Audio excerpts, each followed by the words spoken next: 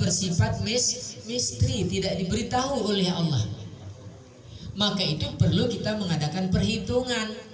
Perhitungan kita setelah kita memperhitungkan umur, sejauh mana pula amal ibadah yang pernah kita buat. Apakah seusia kita ini masih meninggalkan sholat? Itu pertanyaannya. Oke lah, kita jawab masih, kita meninggalkan kewajiban kita kepada Allah. Tapi mudah-mudahan di tahun 2021 ini meningkat Bapak Ibu. Ibadah kita meningkat. Sholat yang 5 waktu mudah-mudahan sudah tertutup. Karena apa? Karena itu bekal.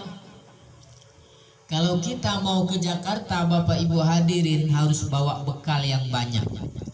Kalau kita tidak punya bekal, susah di perjalanan. Apalagi Bapak Ibu hadirin, kalau kita dipanggil oleh Allah Subhanahu wa Ta'ala, kemudian kita berpindah dari alam syahadah, alam yang nyata ini menuju alam barzah, itu alam penantian namanya. Alam apa? Penantian. Alam penantian, menunggu antara dunia dan akhirat. Dari orang-orang yang ada di dalam kubur itu menunggu kapan datangnya hari kiamat. Berarti Bapak Ibu hadirin, satu perjalanan panjang yang akan kita tempuh. Sekarang belum. Kita baru memperjalani jalan singkat 60-70 tahun. Tapi barzakh itu kita tidak bisa bayangkan. Orang yang mati tidak pernah memberikan kabar. Dari zaman Adam alaihissalam, mereka yang telah meninggal dunia tidak pernah ada ceritanya. Yang sudah mati hilang. Begitulah seterusnya Bapak Ibu hadirin. Kapan baru kita bisa dibangkitkan? Setelah datangnya hari kiamat. Hari kiamat itu Bapak Ibu hadirin, hari hancurnya alam jagat raya ini. Sebagai orang yang beriman wajib percaya. Nanti akan datang suatu masa gempa yang sangat dahsyat. Allah menceritakan di dalam Al-Quran itu, gunung-gunung itu bagaikan bulu-bulu yang berterbangan.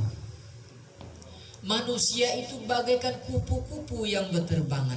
Bayangkan Bapak Ibu hadirin, setelah datangnya goncangan yang sangat dahsyat, hari itu tidak ada yang masih hidup. Semua dimatikan oleh Allah.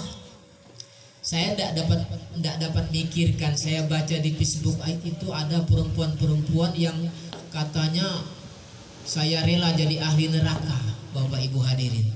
Dia mau minta masuk neraka, nanti di neraka dia mau bikin grup. Itu sudah kurang lebih 40 yang mengaku demikian. Masya Allah, Masya Allah. Kita berlindung kepada Allah, ya. Kita takut datangnya hari kiamat itu nanti, hari yang sangat dahsyat menghancurkan dunia ini, semuanya dimatikan oleh Allah Subhanahu wa Ta'ala.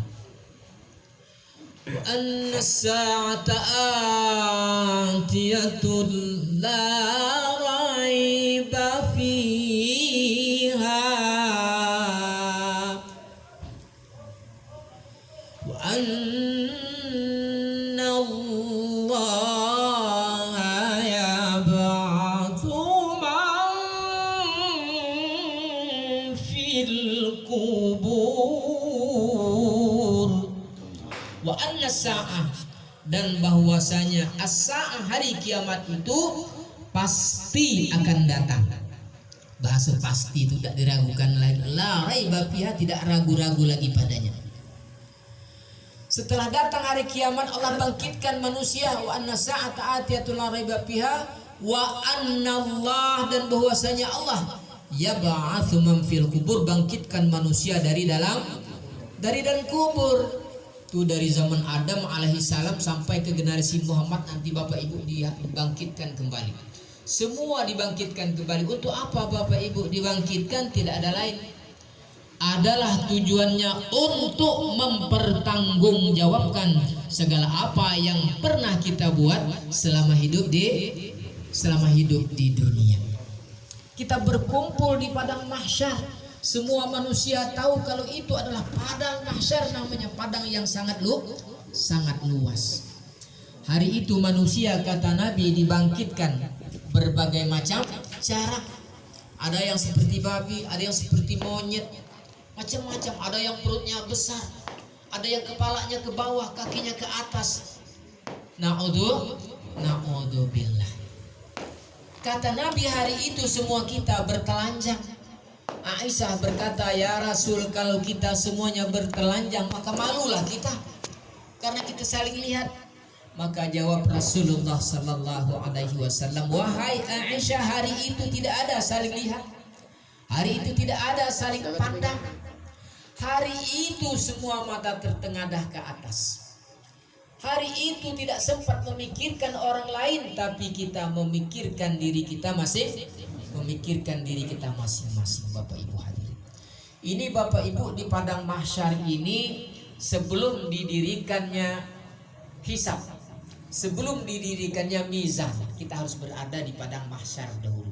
Baru menuju terminal akhir, kalau tidak surga, neraka. Tergantung dengan amal kita masing-masing. Dari zaman Adam alaihissalam sampai ke generasi Muhammad, berjalan menuju titik akhir perjalanan hidupnya. Kalau di dunia ini mati, tapi setelah hari berbangkit, kalau tidak surga, neraka. Kalau kita percaya adanya surga, adanya neraka, lagi hidup ini kita membekali diri. Pertama tadi hitung-hitung, kalau sholat kita banyak tinggal, mudah-mudahan di tahun baru ini tidak tinggal lagi. Kalau tertinggal juga diqadha, dibayar. Kemudian tambah lagi dengan amal-amal yang sunat, seperti berzikir.